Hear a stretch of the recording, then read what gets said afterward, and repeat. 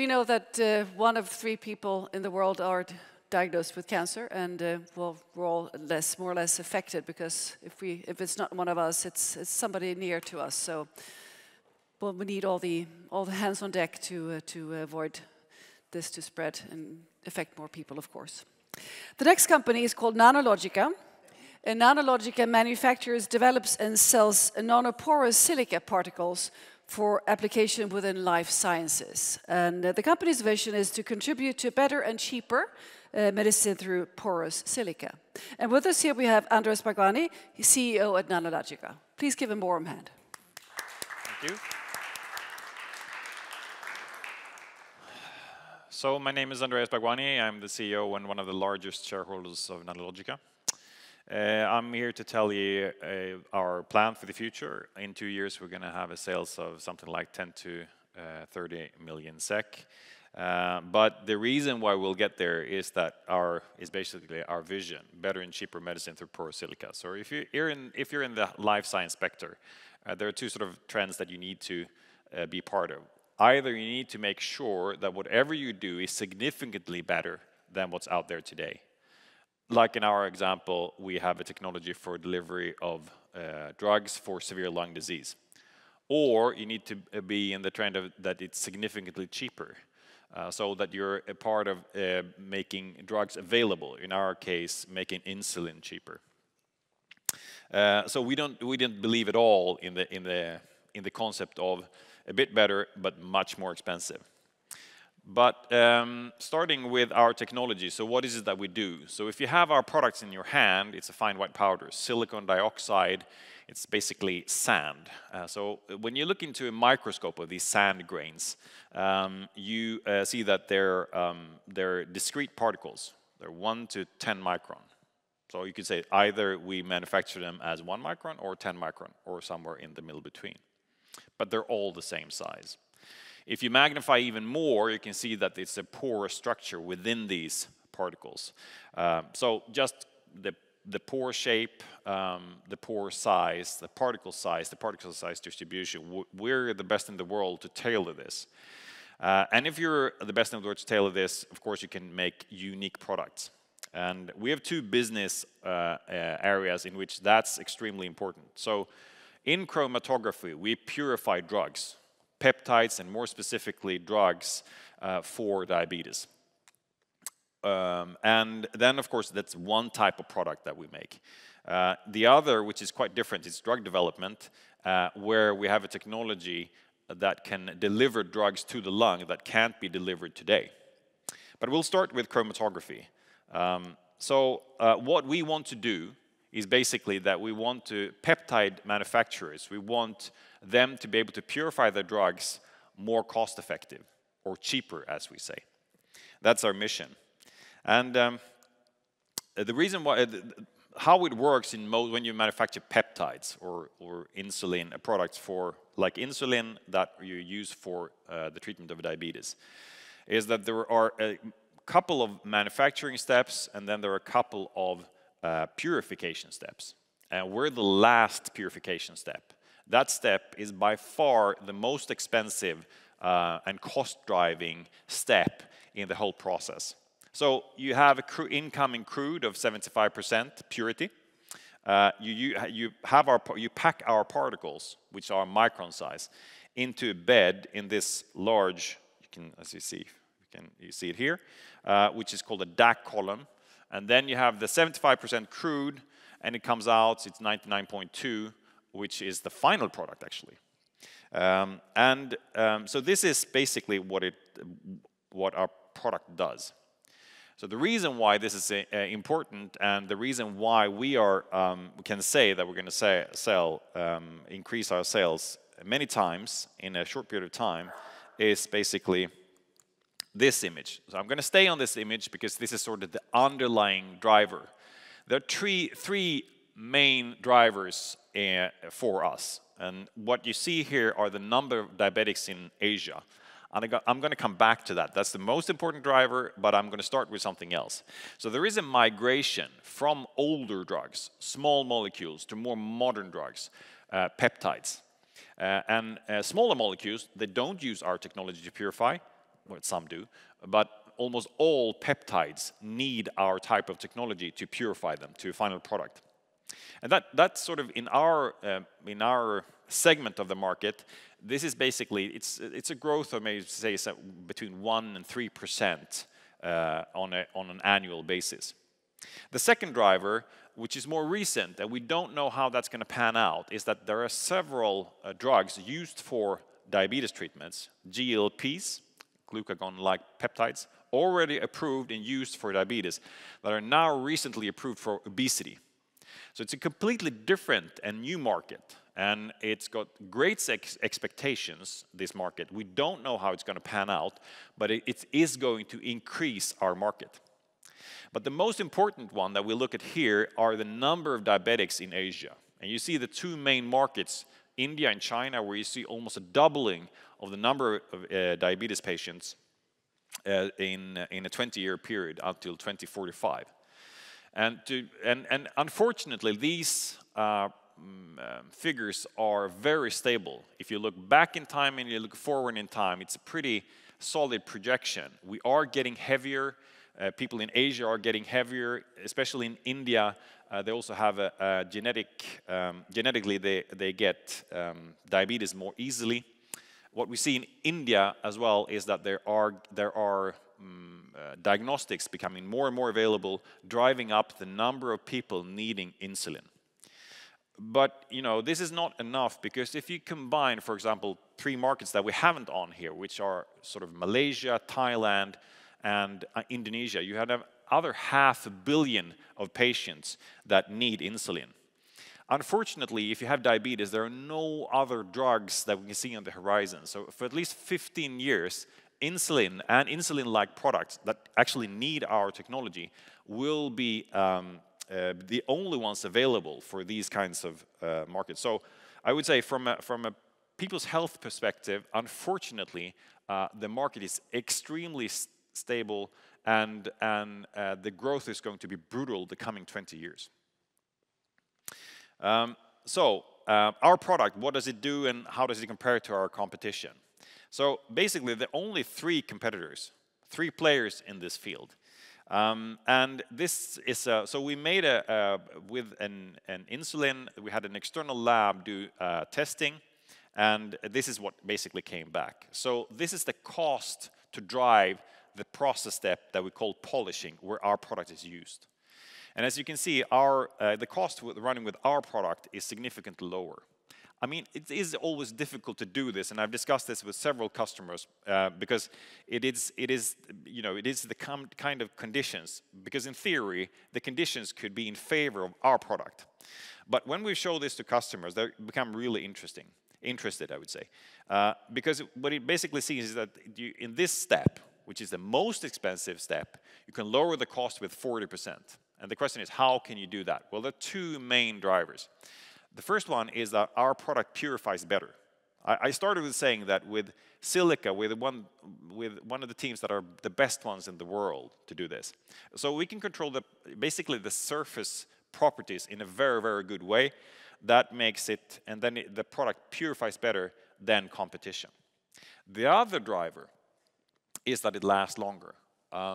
And this is, of course, because we can make a very dense, very hard, and physically and chemically stable product, so it lasts longer. That also influences the cost of manufacturing insulin in this case. But the question is then, okay, so if our product is this good, why don't we have a sales of 250 million already? Well, the reason is that we haven't had the scale. So everything we've delivered up till sort of a year ago, we made from our pilot plant here in Sweden. What we did in 2019 is that we got a larger customer that made a long-term commitment that allowed us to build a manufacturing site, which has been ready since last year, and in a very short period of time, I would say a month or so, we'll deliver the first product from that factory. So we're in a very, very interesting crossroads where we actually will, for the first time, will have, there's so many deals that we've missed just because we haven't had the scale. Because we've been out there with these companies that have tested our products for a very long time, I mean 5-6 years maybe. So now, very soon, we'll have the manufacturing site online, and we'll deliver it. So what do we do then? So then we're launching our product. So these are some images that from the launch. We had sort of a sneak launch basically a month ago when we were in India, which I think will be our most important market, where we had the first physical conference in almost 2 years. And now the team is in the US, they have a couple of conferences, and then we're going to Europe. So our main markets, I would say, is India, China, US, and Europe. And unfortunately, it's difficult still to travel in China, although we're doing that. So what can you expect from the company in chromatography? Well, we have the first order, waiting for the second order. We're going to start manufacturing, and of course we're going to have the first sales. And I hope that this will be done during the launch here now in Q2, Q3. And then we're going to have repeat business so that we can reach our goal, which is a sales of 100 to 300 million SEK in 2024. I'm going to come back to this, but this was so we're switching tracks now from chromatography, from life science tools, to basically, well, this was just a summary slide. But I'm going to come back to this, and now I'm going to talk a bit about drug development. So what we do, we use the same base technology to deliver drugs to the lung that so far have not been able to deliver it to the lung. And we're targeting severe lung disease. So the principle is very simple. You have this porous particle, you fill it, or load it, as we say, with drug product, and then you put it into a dry powder inhaler, you inhale it, and then the particle with the drug inside ends up in the lung, and then the particle dissolves into silicic acid, which we already have in the lung, and then the drug comes out.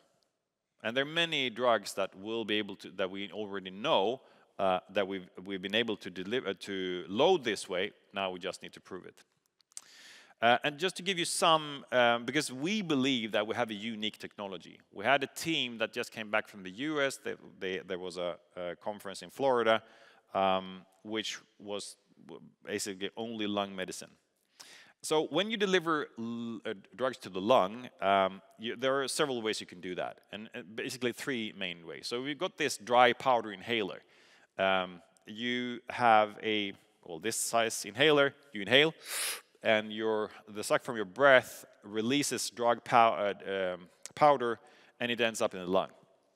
Then you've got this older version where you have a sort of a canister with gas, you shake it, and then you push it, you get an aerosol, and then you're supposed to inhale at the same time. Same principle, but it's aerosol instead of dry powder. Those are only legacy products. There are many products out there, but there is no development in this field, so I'm not going to talk much about that. And the third one is nebulization, which has a different principle. So a nebulizer could be a machine that is this big, but it could also be large like a room. And basically, it's a different principle because it's you need to breathe in it. So it's basically, instead of this, you have the conventional DPI, it is. And as you can see here, there is a, so first I'm going to say that our product is excellent at delivering asthma drugs. But we're not going to do that because there are affordable drugs that are good already out there. But so we're going to probably stay out of at least the main part of asthma and COPD. But there are other areas, severe lung disease, where there is very, very, very poor treatment, like PAH or IPF, for example. And there are very few treatment options. And as you can see, in, for example, biologics, we can deliver biologics with our technology. We already showed that, but nebulization can do that to some extent. The problem with nebulization is that it takes a lot of time because you every time you might need to breathe in, breathe out for, let's say, 3 to 15 minutes. And if you have a regime, you have multiple drugs that you need to take, and you can end up doing this a lot of the times of your day. So this is something that we're trying to avoid. DPI can't deliver biologics, but we can. So, and the same with poorly solubles. There are no solution for poorly soluble drugs to the lung. Again, this is early stage, but we see a lot of interest in our technology, and we've been around some time, and the amount of traction we see, although it's early stage, is really, really encouraging. But we're going to focus on where we can be unique. It's going to be probably biologics and poorly solubles. So just a short summary. We have a platform. We're focusing on biomolecules, and we're doing internal drug development at the moment. So just a sort of a summary from my side.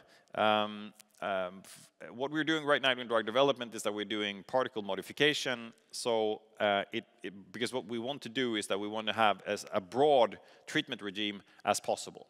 And this means that we want to be able to deliver large molecules. We want to deliver high-dose molecules, low dose, and of course, several times a day. And that puts strain on our technology, but that's what we do, so that's what we're doing right now. And we want to combine that with see how fast do these particles clear from the lung. You could call it that they dissolve or that they melt in the lung. Because of course, if they melt very fast, we can have, because there's some treatment options that are 6 to 9 times a day. Then of course you need to clear it very fast from the lung, otherwise you'll get accumulation of silica in the lung, and that's probably something that is potentially something that can induce inflammatory response, which you wouldn't want. So that's what we're doing right now. But I would say more importantly, what we're doing now is that we are about to deliver from our factory, from our brand new factory. We're doing our market launch, and we're going to have sales of what we call preparative product, which is in preparative chromatography. So that's pretty much it for me, and thank you for your attention.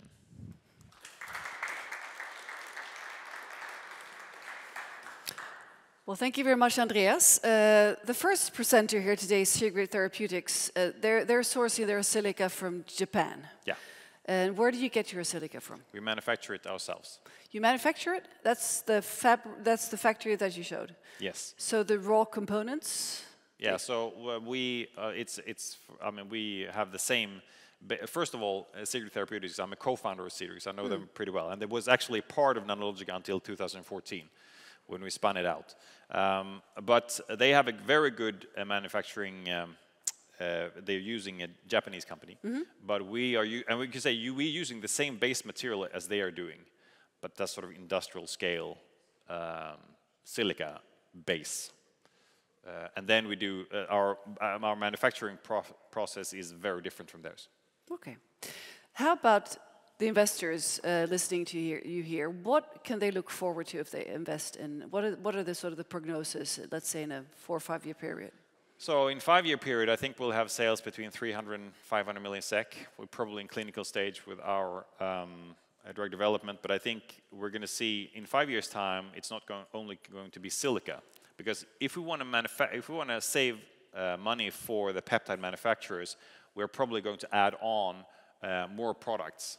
So we're probably going to acquire companies and technologies, but we'll be somewhere in the middle between where the Swedish company Genovis is right now and Biotage. That's my guess in a 5-year time. All right. Well, thank you very much for joining us today. Thank you. Thank you.